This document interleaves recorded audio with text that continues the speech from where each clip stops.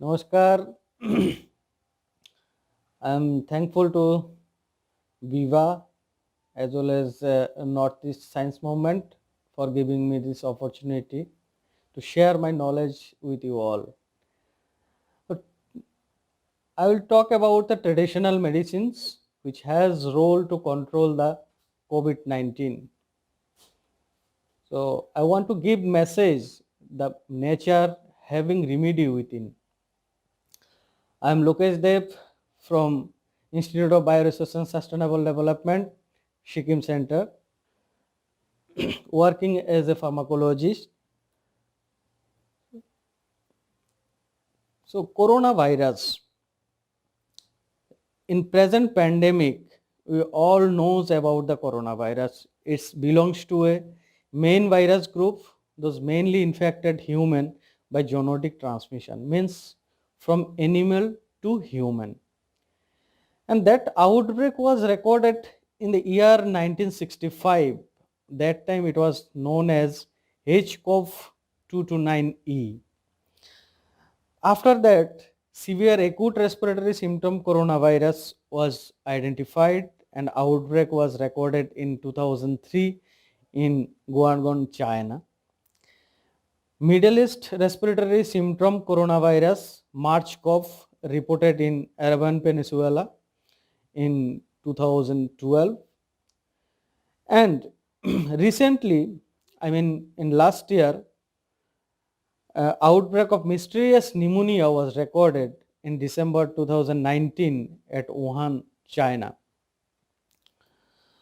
So, in China, researchers identified a causative agent of mysterious pneumonia as a novel coronavirus. The World Health Organization named the coronavirus, that novel coronavirus, as a 2019 nCoV on January 12, 2020.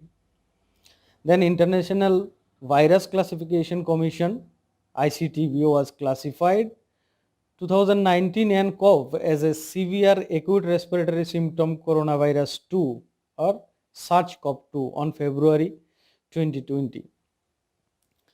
WHO named the disease caused by SARS-CoV-2 as COVID-19. And as we all know that SARS-CoV-2 is an enveloped single-stranded positive sense RNA virus, belongs to new Vita coronavirus subgenus Botulinum of coronavirus, Coronaviridae. Any specific therapeutic drugs or vaccines are still not available for controlling this COVID-19. So far, several antiviral, remdesivir or so many other antiviral drugs and antimalarial drugs like chloroquine, hydrochloroquine used to control the SARS-CoV-2 infection. But chloroquine, dihydrochloroquine is causing poisonous effect on prolonged uses and due to the overdose. And if we will talk about the mode of transmission of this SARS-CoV-2, it may be bat to human, that zoonotic diseases, because bat believed as a reservoir for this SARS-CoV-2 virus, or it may be human to human through mouth, nasal, eyes, or it may be due to the environmental contamination or water contamination, means through fecal contamination and all. So there are several theories for mode of transmission, and whatever molecular studies found that it's antibody found in the bat believed to a reservoir for this virus, and 98% genetic similarity with this antibodies.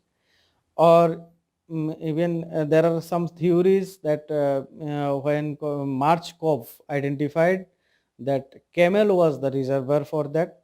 So it may be from bat or rat or pig or dogs or cat, wild cat. So there are number of theories for mode of transmission, but My take home message is that it's kind of zoonotic disorder. That means it's a transmission from animal to human, and then from human to human also possible, and environmental contamination as well as the water contamination. So with that, we have to take precaution to break the transmission of this disease.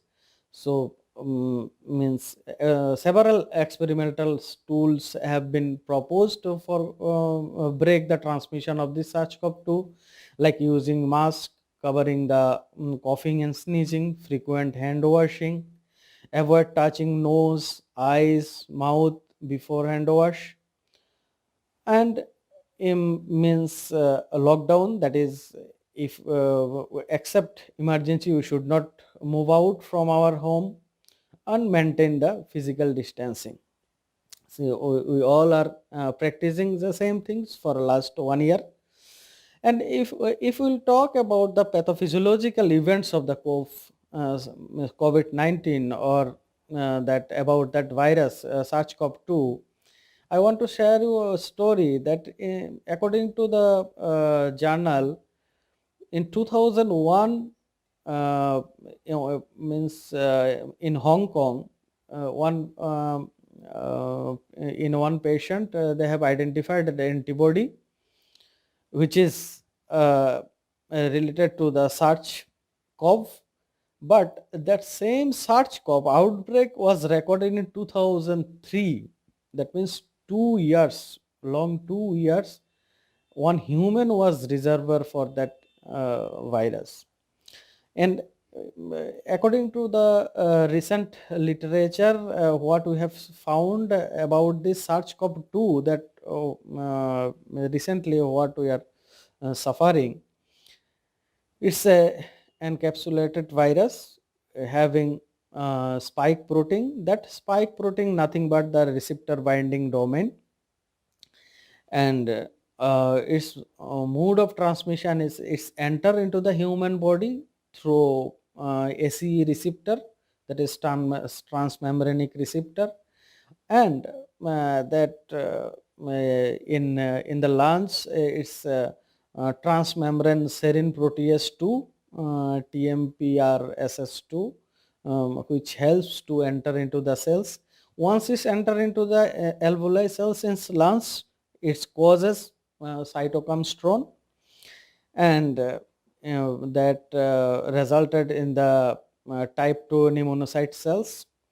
And due to the cytokine storm, there is accumulation of fluid in the alveoli cells. So obviously when accumulation of the fluid in the alveoli cells, so there is breathing difficulty, its weight will increase, cellular weight will increase, so we will get the breathing difficulties. And due to the cytokine storm, that oxygen level, the pulmonary oxygen level is drastically reduced. That causes hypoxia. And due to the hypoxia, the heart rate is increased, respiratory rate will increase.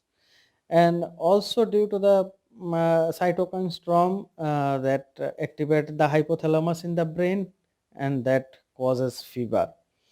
So whatever symptoms we can see in this SARS-CoV-2, that's due to this physiological events: fever, high heart rate, high respiratory rate, difficulty in breathing, hypoxia. And once it's enter into the cells, of course, as a normal nature of the virus, it will replicate for its next generation. So it's like means HIV virus, means human immunodeficiency virus, is replicate in the human cells, and that mode of replication is just like dengue and dengue virus as well as HIV virus. And after binding to means ligand binding, SARS-CoV-2 enter into the cells via receptor mediated endocytosis mechanism, just like HIV. And then its replicate to its next generation. So in the process, it reduces the blood pressure, blood volume will increase, and perfusion will reduces. So which is fatal symptoms of that SARS-CoV-2. And if we'll talk about the natural medicine or traditional medicine, if you see the history of aspirin, metformin, and steroid like diogenin, all those drugs came from the natural resources. Aspirin came from willow tree, metformin came from Galenga officinalis, and means diogenin came from the Trigonellia foinum. So all well-known traditional medicines which gives up those valuable drugs. And if we are talking about the traditional knowledge, means being a um, uh, means worker in the Northeast India, I can say I am proudly saying that we have a rich history of the traditional healthcare practices in all states of Northeast India. And traditional knowledge is a age-old practice of a community associated with its survivals. And there are thousands of human communities on the earth, and each of every communities has their own skill and age-old practice in several walks of life, like handicrafts, food, medicine, textiles, dance, sports, agriculture, then costumes. In fact, it is their cultural practice. So, according to our experience in this work, that for a long time I'm working with the traditional practitioners, and you can see some means traditional medicines like Hortenia cordata, which is very popular in Manipur. It's called as Tong Nikhong in Manipuri, and the same people are taking these drugs in the day-to-day meals, and the same drugs is identified as a anti-SARS-CoV. In 2003, there was one published paper from China, means in 2000, it's published in 2008, that Hortenia cordata extract is able to block the 3C like protease, 3CL Pro, and RNA dependent RNA polymerase of SARS-CoV. Similarly, Colocasia esculenta, that is also very popular vegetable in Northeast India as well as the traditional medicine, which also reported as the anti-SARS-CoV-2. And one more popular traditional medicines of Sikkim, that is Urtica dioica, that also reported for its potential against the SARS-CoV-2. Even Chinese traditional medicines contain some of those plants which is used for the treatment of SARS-CoV-2. And we all know about the cinchonin. Cinchonin isolated from cinchona bark and exhibited promising antimalarial activity with different mechanism of action. And the same quinine also isolated from that cinchona bark. But if you compare with the quinine and cinchonin, cinchonin is not a single compound, but quinine, that is a single compound. Of course, it has very good antimalarial activity, but the quinine has less side effect compared to the cinchonin has very less side effect compared to the quinine, and it's proof in the clinical trial too. And cinchonin does not have drug resistance problem as quinine reported for the same. And whole cinchona bark extract in 1930, it was reported that cinchona bark extract is more effective than the isolated quinine against the falciparum and vivax malaria strain.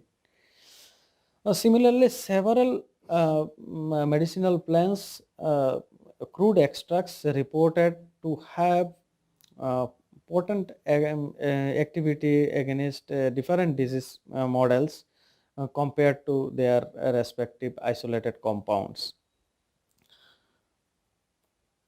So, and we are means in case of the COVID-19, we are talking about the multi-targeted healing approach. And not only COVID, before that, we try for AIDS, cancer, depression, means in so many disease that if multi-targeted healing approach could be applied, so it may be effective. So multi-targeted healing approach means produces the synergistic healing effect in multiple mechanism of action.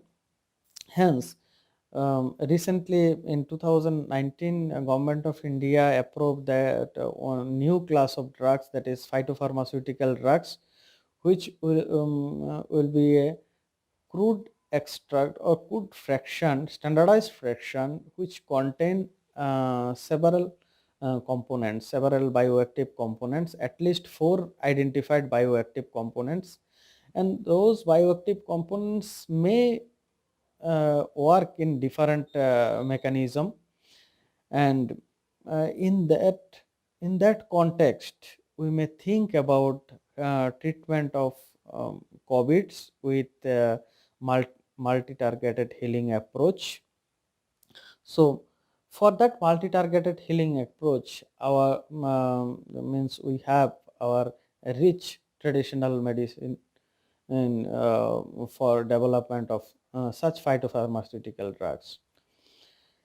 Here I am giving some examples of traditional medicines which have antiviral activity as well as other anti-inflammatory and immunomodulator activities, and the same plants having different means different effect in different mechanism of action, and which required in treatment of the COVID-19. As I have told you that in pathophysiology of COVID-19, we can target even the replication, we can target entry of the virus, we can target cytokine storm, means inhibition of the cytokine storm, or that fever or accumulation of the fluid, means different stages of the pathophysiological events we can target with the natural products, and in the single plant we may have those diverse type of the phytochemicals which may able to do the same. And if you see Allium sativum, Ocimum sanctum, Carica papaya, they are all antiviral. Means Carica papaya, we know, is well-known anti-dengue drugs, and it's also having anti-inflammatory effect. It's also a cardioprotective.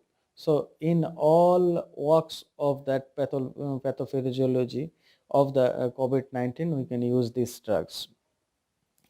Same for curcuma longa, charaita, gingiber officinalis, they are all antiviral as well as anti-inflammatory, immunomodulator, hepatoprotective. So those effect we require to treat the COVID-19. Same Justica adatoda, Nictensia arboretis, other means Azadirachta indica. So a few more example like Nasella sativa, Ecorus calamus, Virginia ciliata. Virginia ciliata is so popular traditional medicine since she came, and we know already I told that SARS-CoV-2 enter through a receptor mediated endocytosis mechanism alike to human immunodeficiency virus, and that carbohydrate binding agent we can target for treatment of that means HIV as well as the SARS-CoV-2. It's SARS-CoV-2 means in case viral mechanism in SARS-CoV-2 as well as in HIV, it's almost same. So that if you see few more traditional medicines like Phyllanthus embolica, Gingiber officinalis means wild ginger, Albinia marvelous means bell. Those traditional medicines having anti-HIV effect as well as immunomodulatory, anti-inflammatory effect, and some of our anti-malarial, even organ protective. So those medicines we can think about the treatment of SARS-CoV-2. Few more is Piper longum, Alocasia indica, Cassia occidentalis. And if you talk about the traditional food content, means that of Northeast India, if you talk about the Manipuri recipe or Tripuri recipe, we, in our daily meals we are taking those traditional medicines like Colocasia esculenta, Alocasia indica, in Manipuri meals, even Hortenia cordata, Gingiber officinalis, even Nasella sativa and Curcuma longa in Tripuri meals we are taking in day-to-day life. Even in Miju meals, people are taking Urtica dioica, Gingiber jurumbate. Even in Naga meals, Hortenia cordata, Gingiber officinalis, Assamese meals, Alocasia esculenta, Curcuma longa we are taking. So means therefore, if you see these graphs, you will easily understand why peoples are more protective in Northeast India compared to the other part of India or other part of the world.